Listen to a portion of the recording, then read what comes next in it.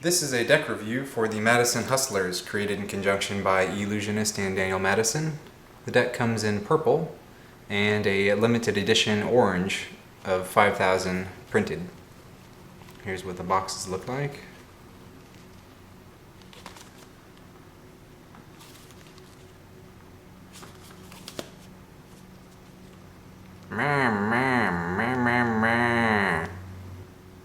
These decks are supposedly last on the line of Madison branded playing cards, and the boxes have a nice linen texture.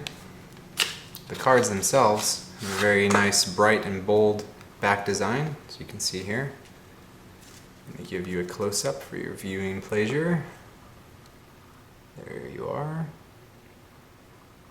And as you'll notice, one side of the deck has a thicker border than the other. This is 1 millimeter thicker.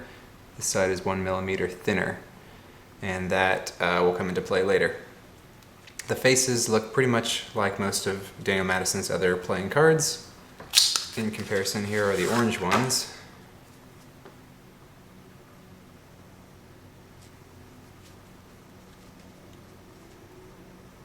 Now for the handling. These cards feel like they have a nice thick stock, really substantial. And the fans look really nice. And of course the orange deck is the same.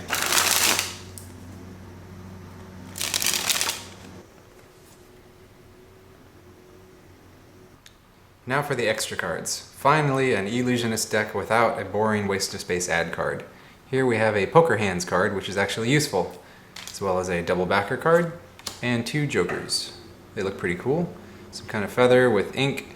And if you look at this one over here, the ink spells 9 of clubs.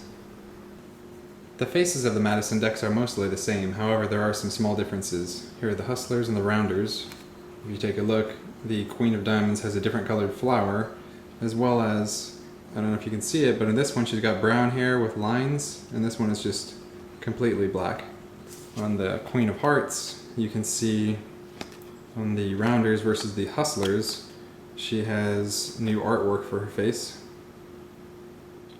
Another change I noticed is a progression between the decks. Here's the black, which came out first, then the brown Rounders, and then the Hustlers. And if you look at the Jack of Hearts' face, it changes on every one.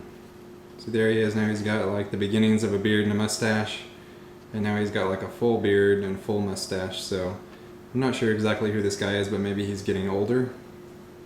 And on the King of Diamonds you have a reveal there on Daniel Madison's palm, as well as the Ace of Spades is different for this deck because it's got his logo in the middle instead of a big spade.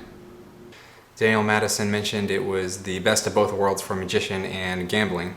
So from the left side you see it looks all pretty much white, and from the front you've got this bleed on the edge. So the reason I believe he was saying this is because if you have a card that's upside down in the deck, well, you're probably not going to notice it, right? So that's useful for magicians. And if you have a design that bleeds all the way to the front edge, well, that's probably better for second dealing. I'm not a pro at second dealing, but essentially you wouldn't see the card come off as much as it mixes with the pattern versus a deck with a border.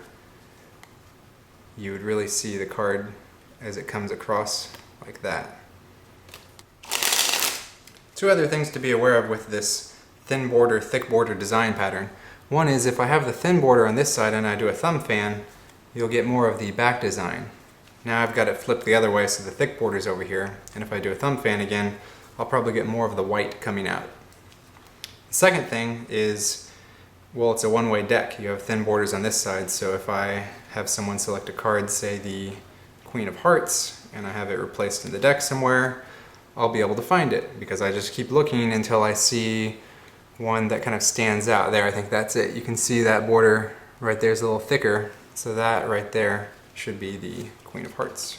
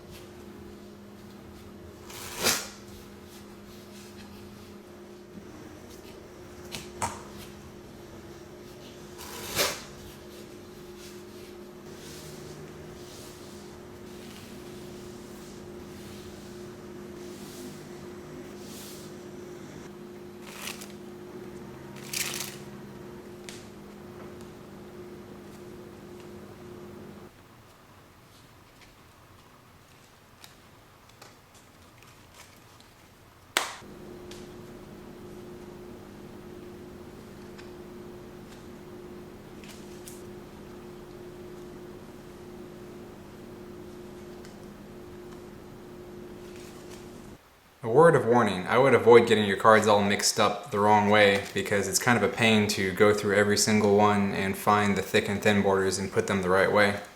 And if they do get mixed up, you can use the top edge to kind of assist you in putting it right, because if you look here, there may be some pattern mismatches. So in summary, I really like these playing cards. The cardstock is substantial, the back design is colorful and bold. You have the orange or the purple, so it's kind of fun looking, as well as the thin border and thick border on the sides adds some utility to the deck, and it looks nice with the front edge having a full bleed. And it's nice that the ad card is missing, and instead we have the poker hands card, which is a nice change of pace. So yep, I recommend the deck. And that's all for now.